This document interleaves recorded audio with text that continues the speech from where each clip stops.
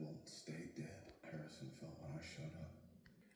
Dexter Resurrection episode 7 was filled with so many twists and turns. The episode starts off as Prater's retreat. Everyone seems pretty relaxed in the beginning. Prater reminds Red that he should be doing his presentation, and he's showing him he brought everything he needs. Over here, the Gemini killer seems to be peaceful for the moment. We did get to see Rapunzel give his presentation, and now they're listening to Red give his own presentation in his own way, kind of a tribute to his Alcoholics Anonymous meetings from before in season 2. All he really does is explains kind of his dark passenger, as Red, of course. Let me guess. The watch. Meanwhile, Batista is still trying to get information that will lead him to Dexter, and they did find out that there are no prints on the watch from Mia Lapierre. Then Prater has kind of a heart-to-heart with Red while he's kind of going over when his parents died and he was raised in a foster home. Now, when I heard that, I thought back to the Ice Truck Killer, and I thought, I wonder if... Like you were saying earlier, no one knows the whole Leon Prater. No one knows the whole Leon Prater. And he proceeds to tell him his story of communicating with the person that was responsible for killing his parents. But I kept thinking about being raised in a foster home. Did he have anything to do with being raised together with the same foster home that the Ice Truck Killer was in? And Prater proceeds to show him his very first trophy that he collected, which was a letter that was written back to him after he wrote to the person that had killed his parents. So, spoilers ahead. If you haven't watched, please go and watch the episode because it's a great episode with so many twists and turns, and then come back here and continue on with the recap and reactions and theories. So again, spoilers, giving you a chance. Here, Dexter is talking to Gemini. I envy you. Having someone just like you. Same past, same instincts, same view of the world. Someone who has your back. Dexter gets him to open up because he's talking about his brother and the connection, and he gets him to tell him that yes, they are twins. I was very surprised by that. And just when you think they're going to have like this moment together, Dexter turns on him immediately. I followed you. They say twins can feel each other's pain. Is that true? And yes, spoilers up ahead, but Dexter ends up taking him out right there in front of everyone, but makes it look like it's self-defense, and of course pins Lowell's murder and everything else on him. Charlie tends to Dexter's wound. Meanwhile, Harrison is touring a college and has asked Dexter to join him, to which Dexter said he'd be there.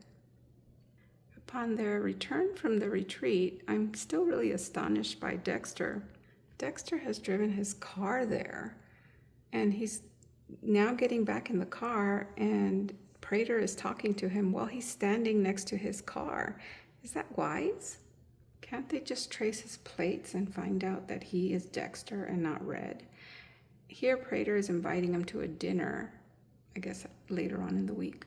I mean, he's standing next to his car while Prater is talking to him, looking at his car.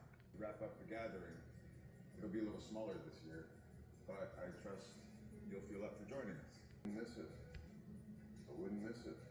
Harrison has been waiting for Dexter to join him on the college tour. Another surprise twist is Harrison getting to audit a class that is being given as a special guest by Detective Wallace. Harrison is more than just a little surprised. When Dexter finally does join in, they are talking about the New York River, and they showed some pretty gory details and in audio recording, which I found very interesting. What did you think about that? The way I feel about you is different than the way I feel about anyone else in the world. Dexter and Harrison have a little moment where he's telling him that he does feel love for him and he doesn't feel anything for anyone else, but he really does love his son. It's pretty touching.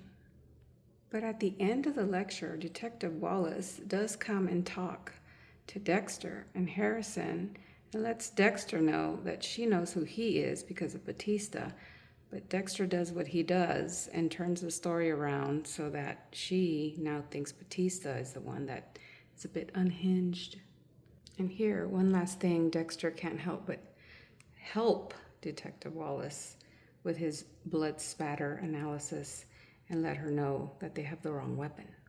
I must admit that here in this touching moment with Harry and Dexter, just kind of talking about Harrison and graduation, for a second, I believed he was really in the car, and when Harrison steps in, I thought Harrison was going to sit in the back.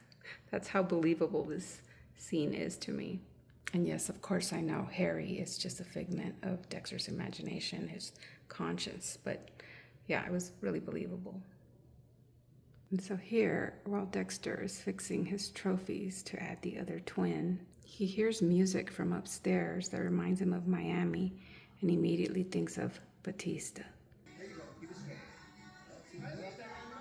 Angel. Batista has been visiting with Blessing, and Dexter wants nothing more than to get him out of that house. This is the shot of the day, Batista's expression when he's hugging Dexter, and you just know. And Blessing, of course, has just been very nice as always. He does not know who Batista really is. At the end of the episode, Dexter is giving Batista a ride so they can catch up. He tells Batista to leave him alone and to stay away from his son, but Batista says, no way. And that proves very upsetting to Dexter.